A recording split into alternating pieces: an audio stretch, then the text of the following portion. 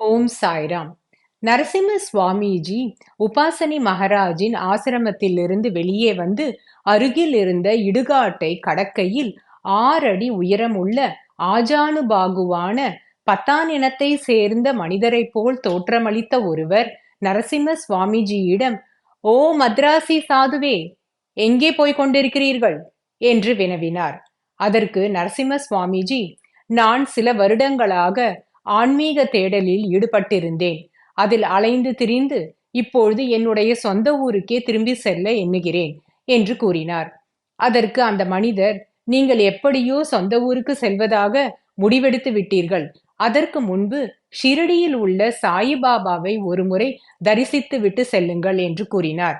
அதற்கு நரசிம்ம சுவாமிஜி இந்த உரையாடலில் பெரிதும் விருப்பமில்லாதவராக சலிப்புத் தன்மையுடன், 18 ஆண்டுகளுக்கு முன்பே சமாதி அடைந்த ஷிரடி சாயிபாபா, அதாவது 1918ஆம் ஆண்டே சமாதி அடைந்துவிட்ட ஷிரடி சாயிபாபாவினால் என்னுடைய ஆன்மீக முன்னேற்றத்திற்கு எந்த விதமான பலனையும் அளிக்க முடியாது என்று கூறினார். மேலும், "நான் ஹஸ்ரத் பாபாஜான், தாஜுதீன் பாபா, க்வாஜா மொய்னுதீன் சிஷ்டி ஷெரீப் ஆகியோர்களின் தர்காக்களை ஏற்கனவே தரிசித்து விட்டேன். அவர்கள் என்னிடம் எந்த மாற்றத்தையும் ஏற்படுத்தவில்லை" என்று கூறினார்.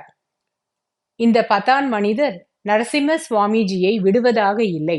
அவர், "ஷிரடியில் உள்ள சாயிபாபா மிகவும் சுறுசுறுப்பாக அங்கு வாழ்ந்து கொண்டிருக்கிறார்.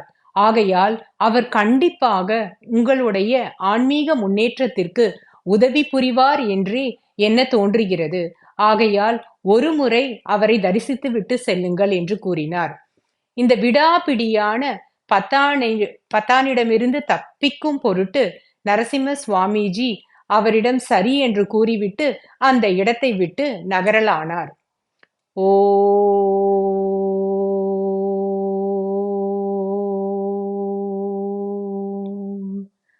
சாய்ராம்.